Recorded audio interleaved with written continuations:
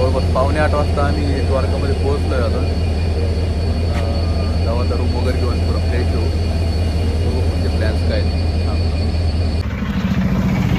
हे द्वारकामध्ये आलो आहे, आम्ही हॉटेल बघतोय, भेटत नाही.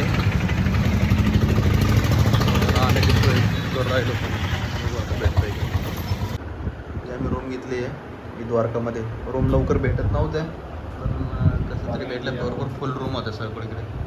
आम्ही झालो आता रेडी, द्वारकाला दर्शन घेणार. त्यानंतर जाणार आम्ही, प्लॅन असा आहे आता, त्यानंतर आम्ही नागेश्वरच्या याला जाणार ज्योतिर्लिंगला. त्यानंतर मग बोटिंग क्लब वगैरे तिथे जाणार आहे.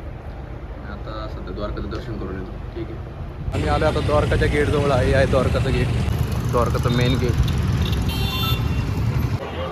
फायनली द्वारकाला आलो आहे.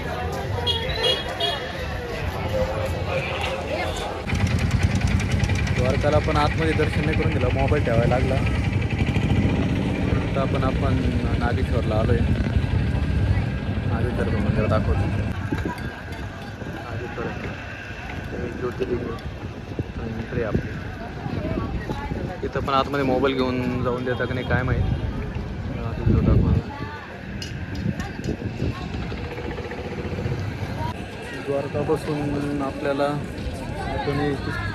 50 रुपये घेतलेले. आपण इथपर्यंत पोहोचलो. ट्रेनमध्ये आपल्या मोबाईलला बंदी नाही, आपण मोबाईल आणला आहे आतमध्ये. चांगलं दर्शन झालं इथं.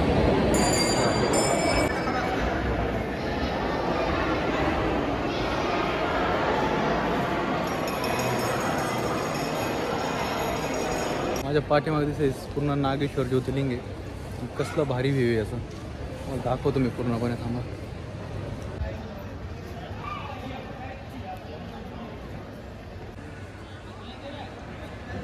मंदिराच्या पाठीमागे छोटासा तलाव पण आहे, भरपूर मासे. मंदिर आहे द्वारका मंदिरापासून. नागेश्वरचं मंदिर आहे, द्वारका मंदिरापासून फक्त 10 ते 12 किलोमीटर आहे. 50 रुपये रिक्षावाले घेतात. टेन्शन नाही, तुमचे 15-20 मिनटामध्ये दर्शन पण होऊन जाईल.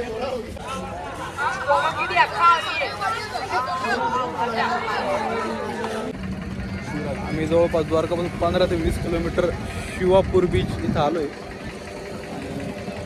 सोमनाथपेक्षा की बीच इथं ॲक्टिव्हिटीज भरपूर, वॉटर ॲक्टिव्हिटीज भरपूर आहेत. पॅराग्लायडिंग म्हणू शकतो, बोटिंग वगैरे भरपूर येते.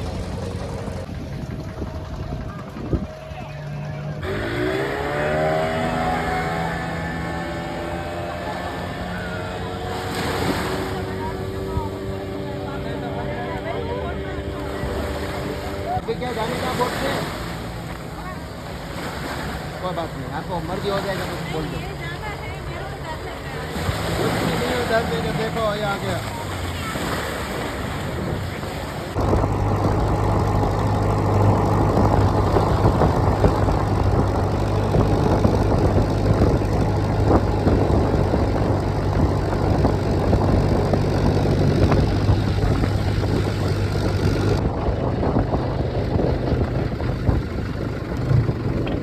पॅराग्लायडिंग पण केली, बोटिंग राईड पण केली.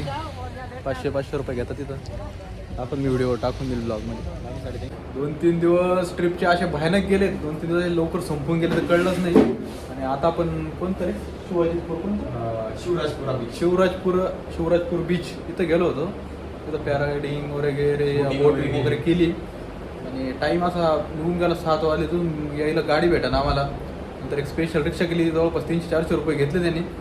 पण नंतर आम्ही हॉटेलला आलो. आता चेकआउटचा टाईम झाला आमचा, म्हणजे झालेला नाही तर सकाळी खूप मस्त एक्सपिरियन्स होता. सकाळी चेकआउटचा टाईम आम्ही करतो. आमची ट्रेन आहे आता 10 वाजता द्वारका ते अहमदाबाद. अहमदाबादला आम्ही उतरणार आहे. ट्रिप एकदम भारी झालेली आहे. आता जायचं आहे आम्हाला जवळपास अर्धा किलोमीटर पायी जायचं आहे. तर आम्हाला कॅश घ्यावं लागेल. आमच्याकडं तिकीट पण नाही आहे. जनरलचं काढू, बघू नाही तर स्लीपरचं काढू, जे भेटेल ते भेटेल. नाही तर ट्रॅव्हल्स पण बघतो. आमचं काही नियोजन नसतंच, आम्ही डायरेक्ट काय असेल तो प्लॅन करतोय. काय होईल ते बघतोय. फायनली आपण द्वारका स्टेशनला पोहोचलो आहे. 10-15 मिनटात आपली गाडी लागेल. मस्त जाऊ आता.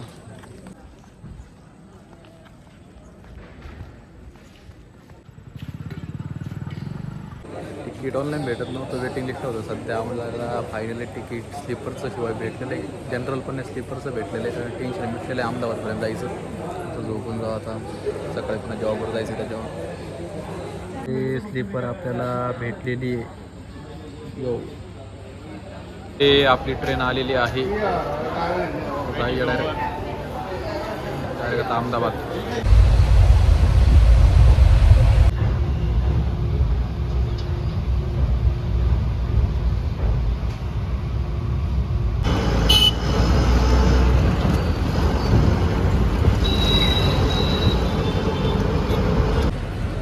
ट्रेनमधून उतरलोय आणि ट्रिप एकदम भारी झाली.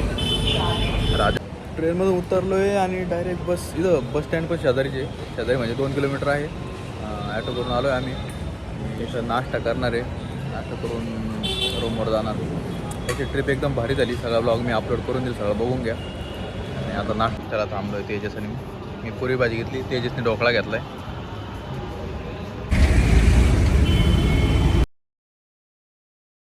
तर हा मी एक्सपिरियन्स सांगतो आहे, हा पूर्णपणे अहमदाबादून सोमनाथपर्यंत आहे. हा एक्सपिरियन्स माझ्या एकट्याचा नसून आम्ही 2 जण गेलो होतो, दोघांचा आहे. अहमदाबाद ते सोमनाथला गेलो होतो.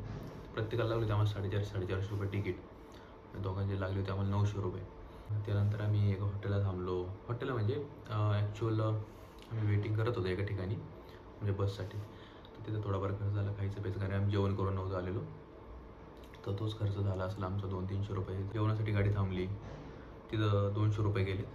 नंतर सोमनाथला ॲक्च्युअली आम्ही गेलो ना सकाळी, तिथून तुम्हाला डायरेक्ट सोमनाथपाशीच गाडी जाणार आहे.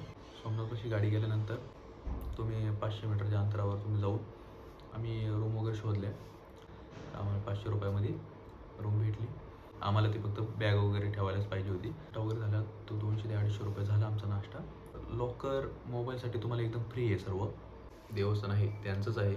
मोबाईल आणि तुमचे काय असेल पर्स वगैरे काही असेल ते तुम्ही बिंदासपणे तिथं ठेवू शकता. एकदम फ्री ऑफ कॉस्ट आहे ते. ऑदर एक्सपेन्स आमचा 200 रुपये झाला असेल.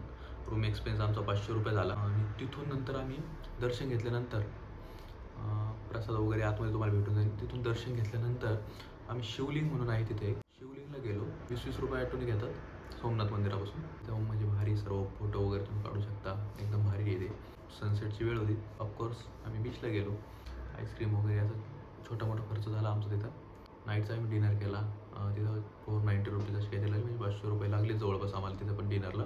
रेल्वे स्टेशनवर जायला तर तिथं आम्हाला 60 रुपये लागले पर हेड. 30 रुपये लागले. करावं तर द्वारका आम्ही जनरल तिकीट भेटलं आम्हाला. ॲक्च्युअली आम्हाला स्लीपर भेटलेलं नाही, भेटणार पण नाही तुम्हाला. जर तुम्ही ऑलरेडी जर बुक केलेलं नसेल तर तुम्हाला 150-150 रुपये जनरल तिकीट भेटून जाईल. ट्रेन जाते वेरावल ते द्वारका. तिथे जाऊन आमचा मॉर्निंग ब्रेकफास्ट झाला द्वारकाला. तो 80 रुपीज, 100 रुपीज असं काहीतरी झाला. द्वारकाला आम्ही लंच केला, जो होता 400 रुपीज. आम्ही 800ची रूम घेतली, जी सापडत नव्हती द्वारकाला आम्हाला. खरंच म्हणजे जास्त वेळ लागला सापडायला आणि एक्सपेन्सिव्ह पण होते काही रूम.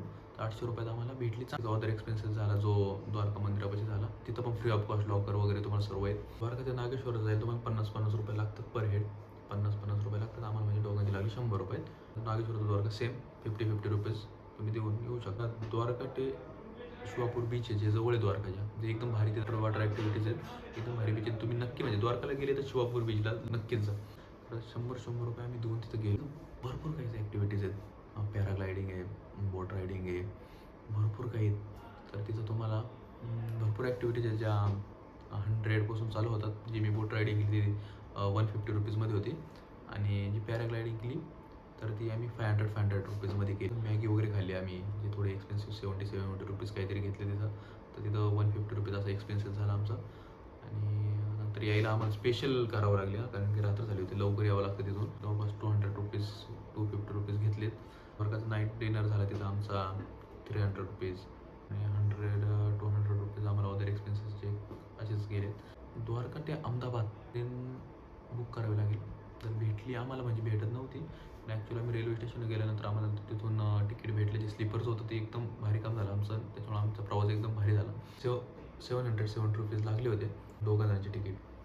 अहमदाबादमध्ये आल्यावर थोडे आम्ही ट्रॅव्हलिंग आणि वगैरे आमचा फूड वगैरे झाला, ते 300-400 रुपीज एक्सपेन्स. टोटल आमचे ओव्हरऑल लागले जवळपास 8000 रुपीज लागले. 8000 रुपये लागलेत. आणि पर हेड जर तुम्ही चालून झाला तर 4000 रुपये पर हेड लागली. जी अहमदाबाद ते सोमनाथ ट्रिप होती, सोमनाथ टू द्वारका अशी ट्रिपची पूर्ण आम्हाला लागली पर हेड 4000 रुपीज.